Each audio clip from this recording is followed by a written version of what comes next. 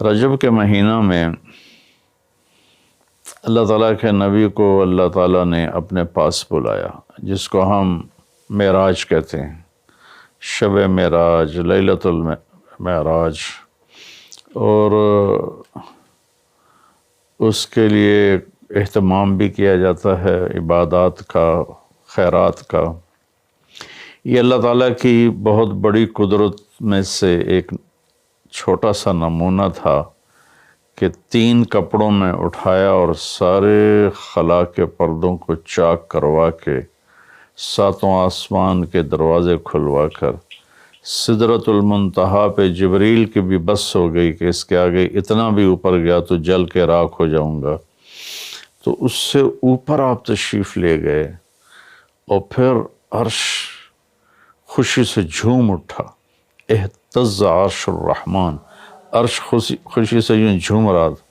خوشی میں انسان بے خود ہو کر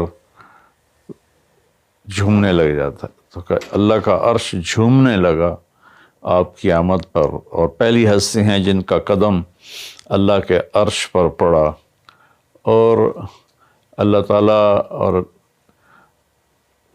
اللہ کے محبوب کے درمیان جتنے نور کے پردے تھے اللہ نے سب ہٹا دیے، اور السلام علیک ایھا النبی ورحمۃ اللہ وبرکاتہ۔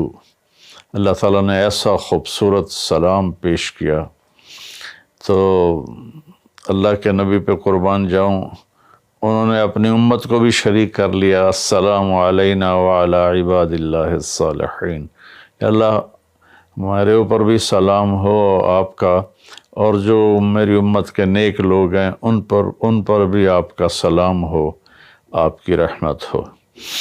تو معراج کا واقعہ اسباب کے خلاف ایک انتہائی عجب اللہ کی قدرت ہے، اور اس میں ایک چھوٹی سی بات عرض کروں کہ جب آدمی پس جاتا ہے نا اور کہتا ہے متی نصر اللہ، یا اللہ تیری مدد کہاں ہے، تو پھر اللہ کی طرف سے جواب آتا ہے الا ان نصر اللہ قریب، بے شک میری مدد قریب ہے، آ رہی ہے۔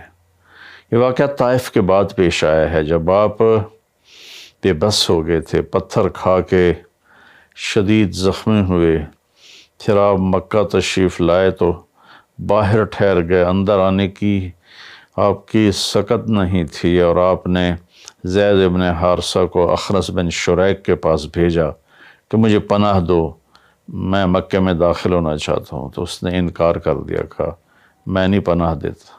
پھر اپنے سہیل ابن عمر کو پیغام بھیجا کہ مجھے پناہ دو، اس نے بھی انکار کر دیا۔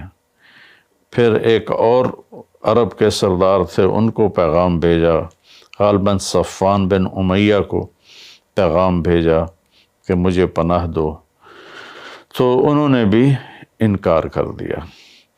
تو پھر آپ نے مطعم بن عدی کو پیغام بھیجا، ان کے بیٹے جبیر صحابی بنے، تو مطعم بن عدی کو پیغام بھیجا تو وہ آپ نے بچوں کو لے کر باہر گیا، اور اللہ کے نبی کو اپنے بیٹوں کے ساتھ لے کر مکہ میں انٹر ہوا، حرم شریف میں آ کے اعلان کیا آج کے بعد محمد بن عبداللہ صلی اللہ علیہ وسلم میری پناہ میں ہے، انہیں کوئی ٹچ نہیں کر سکتا۔ ابو جہل نے کھڑے ہو کر کہا تم یہ اس کا کلمہ پڑھ کے کہہ رہے ہو یا اپنی سرداری کے زوم پر کہہ رہے ہو، اپنی سرداری کے بلبوتے پر؟ اور کہا نہیں، میں نے اس کا کلمہ نہیں پڑھا، جو اللہ نے مجھے سٹیٹس دیا ہے اس کی وجہ سے کہہ رہا ہوں۔ کہ پھر ٹھیک ہے، ہم ان کو کبھی ٹچ نہیں کریں گے۔ اس قدر حال سنگین ہو گیا تھا، اور کبھی آسمان کے فرشتے نہیں روئے سوائے 2 جگہ۔ ایک دفعہ جب ابراہیم علیہ السلام نے حضرت اسماعیل کو الٹا لیٹایا اور چھری ہاتھ میں اور سر کے بال ہاتھ میں اس طرح، اور یوں آسمان کو دیکھ کے کہا یا اللہ تو مجھ سے ناراض ہو گیا ہے کہ میرے دل میں اسماعیل کی محبت آ گئی ہے۔ اس پر آسمان کے فرشتے زار و قطار روئے تھے۔ اور ایک جب ہمارے نبی کو پتھر پڑے اور پڑھتے پڑھتے بے ہوش ہو کے گر گئے، اس وقت 7 آسمان کے فرشتے روئے تھے، اور پھر ملک الجبال حاضر ہوا، یا رسول اللہ اجازت ہو تو ان کو ایسے پیس کے سرما بنا کے رکھ دوں؟ ان اطبق علیہم الاخشبین، آپ نے کہا نہیں لعل اللہ ان یخرج من اصلابہ من یوحد اللہ، نہیں، اللہ تعالیٰ ان کی نسل میں ایسے پیدا کرے گا جو اللہ کی توحید کو ماننے والے ہوں گے۔ اس تکلیف کے بعد یہ سفر ہوا کہ 27 رجب کو جبرائیل آئے، آسمان سج چکے ہیں، اور ہماری یعنی زبان میں یا ہمارے رواج میں کہ یا رسول اللہ استقبال کے لیے قطاریں لگ گئی ہیں، آپ ان کو لے کر گئے۔ آپ ام ہانی رضی اللہ عنہ، حضرت علی رضی اللہ تعالیٰ عنہ کے گھر میں تھے آپ، تو وہاں سے حتیم میں لے گئے، آپ کا سینہ چاک کیا، دوسرے فرشتہ وہ پانی لایا زمزم کا، اس سے آپ کے سینے کو صاف کیا، پھر دل باہر نکالا، اس کو چیرا، اسے صاف کیا، اور پھر دوبارہ دل کو رکھ دیا، سینے کو بند کر دیا۔ اب یہ سارا کچھ اپنے ہوش میں دیکھ رہے تھے۔ پھر وہاں سے براق پہ سوار ہوئے۔ براق گدھے سے بڑا قد، خچر سے چھوٹا قد والا ایک جانور تھا، جس پر آپ کو سوار کرایا گیا، اور وہ تھوڑا مستی کرنے لگا تو جبریل بولے تو یہ پتہ ہے تیرے اوپر کون سوار ہیں؟ تو اس کے ساتھ ہی وہ ایک دم سر نیچے کر گیا، اور پھر وہاں سے پرواز کی بیت المقدس، اور وہاں آپ نے 2 نفل پڑھے اور ان کو وہیں چھوڑ دیا، اس کو براق کو وہیں چھوڑ دیا۔ وہاں سے پھر سفر شروع ہوا اللہ کی طرف۔ اس سفر کو اللہ نے یوں بیان کیا، سبحان الذی اسری بعبدہ لیلا من المسجد الحرام الى المسجد الاقصى الذي بارکنا حولہ لنریہ من آیاتنا انہ هو السمیع العلیم۔ تو اس میں اہل علم کے لیے بڑا خوبصورت نقطہ بھی میرے ذہن میں ہے کہ یہ قرآن کی پہلی صورت ہے جو سبحان مصدر سے شروع ہو رہی ہے، سبحان الذی۔ پھر اس کو آگے لے جا کر اللہ تعالیٰ نے مصدر کے بعد فعل ماضی ہوتا ہے تو سبح للہ ما فی السماوات والارض کے ساتھ شروع کیا، تو مصدر آیا، ماضی آیا، ماضی کے بعد مضارع ہوتا ہے، فیوچر ہوتا ہے، مستقبل ہوتا ہے، تو یسبح للہ ما فی السماوات وما فی الارض الملک القدوس العزیز الحکیم۔ پھر اس کے بعد امر کا صیغہ ہوتا ہے تو سبح اسم ربک الاعلی الذی خلق فسوی۔ یہ قرآن کا اعجاز ہے، قرآن کی خوبصورتی ہے، قرآن کی بلاغت ہے۔ سبحان، سبح، یسبح، سبح۔ تو اللہ تعالیٰ نے پہلے اپنی پاکیزگی کو بیان کیا کہ جو کچھ کہنے والا ہوں میں سب کچھ کر سکتا ہوں، میرے لیے کوئی مشکل نہیں کہ میں اپنے بندے کو لے کر گیا۔ اللہ آنے جانے سے پاک ہے، لیکن با کا اضافہ یہ بتاتا ہے کہ اللہ تعالیٰ کہہ رہے تھے یوں ہی سمجھو کہ میں اپنے بندے کو خود لے کر گیا اوپر۔ آپ جبریل کے کندھوں پر، پروں پر سوار ہو کر نہیں گئے، آپ کا سفر الگ تھا، جبریل کا الگ تھا، یہاں تک کہ پہلے آسمان پر پہنچے تو دروازہ کھلا تو آدم علیہ السلام نے استقبال کیا، گلے لگایا۔ پھر اس سے اوپر گئے تو عیسیٰ علیہ السلام، یحییٰ علیہ السلام، زکریا علیہ السلام نے استقبال کیا، اور سارے آسمان کے فرشتوں نے استقبال کیا۔ پھر اس کے بعد تیسرے آسمان پر گئے تو یوسف علیہ السلام نے استقبال کیا اور سارے فرشتوں نے۔ پھر چوتھے آسمان پر گئے تو یونس علیہ السلام نے اور باقی سارے فرشتوں نے۔ تو پھر پانچویں آسمان پر گئے تو ہارون علیہ السلام اور آسمان کے فرشتے۔ پھر چھٹے آسمان پر گئے تو موسیٰ علیہ السلام اور موسیٰ علیہ السلام کے آسمان کے فرشتے۔ اس دن اللہ نے، میرا میں نے پڑھا کہیں نہیں لیکن مجھے لگتا ہے کہ اس دن اللہ تعالیٰ نے سارے فرشتوں کی عبادت کی چھٹی کرا دی ہوگی اور فرمایا ہوگا بس میرے محبوب کا دیدار کرو، استقبال کرو، آج یہی تمہاری عبادت ہے، کیونکہ ہر فرشتہ بے قرار تھا کہ دیدار ہو جائے۔ پھر اب ساتویں آسمان پر گئے، وہاں ایک بیت اللہ تھا، وہاں ایک بزرگ سفید داڑھی والے یوں کر کے بیٹھے ہوئے تھے، یوں کر کے، اور لمبے ان کے بال تھے، لمبی داڑھی تھی، وہ نہیں اٹھے، وہ بیٹھے رہے۔ جب اب قریب آئے تو وہ کھڑے ہوئے اور کہا میرا بیٹا آ گیا۔ پہلے نبیوں نے کہا ہمارے بھائی آ گئے، ہمارے بھائی آ گئے، ہمارے نبی آ گئے۔ اس بزرگ نے کہا میرے بیٹے آ گئے، میرے بیٹے آ گئے۔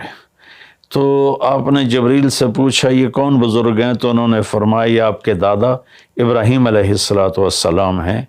اس میں اللہ نے ہمیں سبق دیا کہ بیٹا کتنے ہی عالی مقام پہ چلا جائے، اس کے ذمہ ہے اپنے ماں باپ کا ادب کرے، ان کے پاؤں چھوئے، ان کے سامنے سر جھکا کے چلے۔ یہ ہواؤں میں اڑ جائے، عرش کو چیر کے اللہ تک پہنچ جائے، پھر بھی باپ کے آگے، ماں کے آگے سر جھکانا ہے۔ اور یہ سبق عملاً اللہ نے امت کو سکھایا، پہنچایا کہ اللہ تو جانتے تھے کہ یہ امت اپنے والدین کی کتنی نافرمان ہوگی، اور کتنے ماں باپ ہوں گے جو چھپ چھپ کے روئیں گے، کتنی مائیں ہوں گی جو دوپٹے کے پلو میں اپنے آنسو چھپا لیں گی اپنی اولاد کی نافرمانی کی وجہ سے، بدتمیزی کی وجہ سے۔ میرے نبی سے پوچھا گیا یا رسول اللہ قیامت کب آئے گی؟ تو آپ نے فرمایا اللہ کو پتہ ہے۔ کیا کوئی نشانی فرما دیں؟ ارشاد فرما دیں کہ جب مائیں بیٹیوں کے ہاتھوں ذلیل ہوں گی تو قیامت آئے گی۔ یعنی بیٹے تو کرتے ہی رہتے ہیں، اگر بیٹیاں بھی ماں کو ذلیل کریں گی تو قیامت آ جائے گی۔ تو یہ اتنا بڑا مقدس رشتہ ہے۔ آپ نے فرمایا جس نے اپنے والدین کو دکھ دیا اس پہ اللہ کی لعنت، زمین آسمان کی لعنت، فرشتوں کی لعنت، نہ اس کی نماز قبول ہے، نہ روزہ، نہ صدقہ۔ اور دوسری طرف آپ نے فرمایا جو صبح صبح ماں باپ کی زیارت کر لے تو صبح سے شام تک جنت کے 2 دروازے اس کے لیے کھل جاتے ہیں۔ نہ حال پوچھا نہ خدمت کی، صرف آ کے زیارت کی محبت کی وجہ سے۔ شام کو آ کے ان کی زیارت کی تو صبح تک جنت کے 2 دروازے اس کے لیے کھلے رہیں گے۔ پھر ان میں کوئی ایک فوت ہو جاتا ہے اور یہ اس ایک کی بھی ایسے تعداد کرتا ہے، زیارت کرتا ہے، ایک دروازہ کھلا رہے گا۔ تو یہ اس میں ایک بہت بڑا سبق تھا ماں باپ، چونکہ پہلا قصور تو ماں باپ کا ہے کہ وہ بتاتے ہی نہیں، وہ تعلیم ہی نہیں دلاتے جس سے پتہ چلے کہ ماں باپ کا مقام کیا ہے۔ اسی میں ہماری نسل ڈپریشن کا شکار ہو گئی۔ تو انہیں کیا پتہ باپ کون ہوتا ہے، ماں کون ہوتی ہے؟ تو آپ وہاں سے تشریف لے گئے تو سدرۃ المنتہا، جہاں بارڈر آ جاتا ہے ان مخلوقات کا، بارڈر پر جبریل نے کہا یا رسول اللہ بس آگے میرے پاس ویزا کوئی نہیں ہے، ایک بالشت بھی اوپر جائے، ایک گٹھ بھی اوپر جاؤں گا تو جل کے راکھ ہو جاؤں گا۔ تو اللہ نے ایک تخت اتارا، اس سے اپنے محبوب کو بٹھایا اور وہ گئے بلندیوں کو چیرتے ہوئے، اس نے عرش پر جا کر لینڈ کیا، آپ اترے اور میرے اللہ تعالیٰ نے کہا ثم دنا فتدلی فکان قاب قوسین او ادنی۔ اللہ تعالیٰ نے اپنے محبوب کو اپنے قریب کر لیا، اتنا قریب کیا کہ فاصلے مٹ گئے، فاصلے مٹ گئے۔ تو بھائیو پھر لمبا واقعہ ہے، اور لوگ آج کل اتنا لمبا سنتے بھی نہیں ہیں، تو میں صرف جانے کا بتا دیتا ہوں۔ واپسی کا بھی پورا ایک کہانی ہے، جنت دکھائی، جہنم دکھائی، جنتی دکھائے، جہنمی دکھائے، سارا کچھ دکھایا، سود خور دکھائے، بے نمازی دکھائے، نمازی دکھائے، اپنے سب کو اپنی آنکھوں سے دیکھا، جہنم کو بھڑکتے دیکھا، جنت کو چمکتے دیکھا، جہنم کو دہکتے دیکھا اور جنت کو مہکتے دیکھا۔ یہ سب کچھ آپ نے اپنی آنکھوں سے دیکھا، اور پھر آپ واپس تشریف لائے۔ تو جب آپ پہنچے تو ابھی رات کا حصہ باقی تھا اور رات گزری نہیں تھی جب آپ اتنی بڑی کائنات کا سفر کر کے واپس تشریف لائے۔ تو اس میں ایک بڑا سبق ہے، وہ یہ ہے کہ اللہ نے اپنے نبی کا ہاتھ پکڑا اور اپنی ذات تک پہنچا دیا۔ ہم اپنا ہاتھ اللہ کے نبی کے ہاتھ میں دے دیں تو ہم بھی اللہ کی ذات تک ہماری بھی پہنچ ہو جائے گی۔ اگر کوئی بڑائی کے سفر طے کرنا چاہتا، بڑا آدمی بننا چاہتا ہے کہ میں تو جی گریٹ مین بننا چاہتا ہوں، میں کامیابی چاہتا ہوں، میں سکسیسفل لائف چاہتا ہوں، تو کامیابی ہے کہ میرا آپ کا اللہ ہم پہ راضی ہو، جب ہم مریں تو وہ ہم سے خوش ہو کر ملے، ہمیں جنت کا پروانہ دے۔ یہ ہے کامیابی۔ یہ نہیں کہ آپ بڑے مالدار بن گئے، آپ امریکہ کے صدر بن گئے، یہ نہیں ہے کامیابی۔ یہ ہے کہ آپ سے، مجھ سے اللہ راضی ہو جائے، یہ سب سے بڑی کامیابی ہے۔ تو اللہ تعالیٰ کے نبی کے ہاتھوں میں ہاتھ دے دے تو اللہ تک پہنچائی آسان ہو جائے گی۔ ایک واقعہ سنا کے ختم کرتا ہوں۔ ایک بدو آیا، کہنے لگا ہے محمد، آپ نے کہا جی۔ اب بدتمیزی کا جواب بدتمیزی سے نہیں، پیار سے دیتے، جی تیری 3 باتیں بڑی عجیب ہیں۔ آپ نے کہا کیا؟ تو کہتا ہم باپ دادے کا دین چھوڑ کے تیرے دین پہ آ جائیں گے، ہم کیوں چھوڑیں باپ دادے کا دین؟ کہا اچھا، اور؟ تو کہتا ہے کہ ہم مر کے مٹی ہو جائیں گے اور پھر دوبارہ زندہ کیے جائیں گے۔ کہا اچھا، اور؟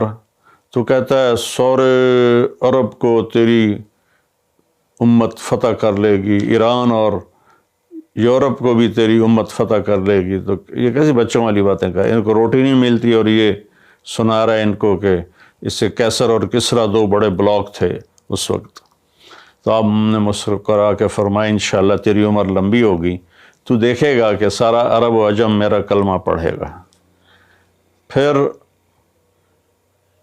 تو دیکھے گا کہ سارا عرب و عجم یہاں مدینہ ڈھک کے آئے گا، اور پھر تو دیکھے گا کہ اللہ تعالیٰ قیامت کے دن تجھے بھی کھڑا کرے گا، مجھے بھی کھڑا کرے گا، اور میں تیرا ہاتھ پکڑ کے تجھے یاد دلاؤں گا کہ ہو گیا یہ زندہ ہونا کہ نہیں ہوا۔ تو وہ کہنے لگا نہیں میں نہیں مانتا، تو چلا گیا۔ اس نے پھر ابوبکر صدیق کے دور میں دیکھا سارا عرب فتح ہو گیا، کہنے لگا پہلی بات تو پوری ہوگی، ساری قوم نے کلمہ پڑھ لیا۔ حضرت عمر کا زمانہ آیا تو کیسر اور کسرا پٹ گئے، تو کہنے لگا دوئی گل بھی پوری ہوگی، ہن بھاویں تری ہو ہی نہ جاوے کدائیں، چلیے بھائی کلمہ پڑھیے۔ تو وہ وہاں سے اپنے علاقے سے آیا، حضرت عمر کے دربار میں آ کر اس نے کلمہ پڑھا۔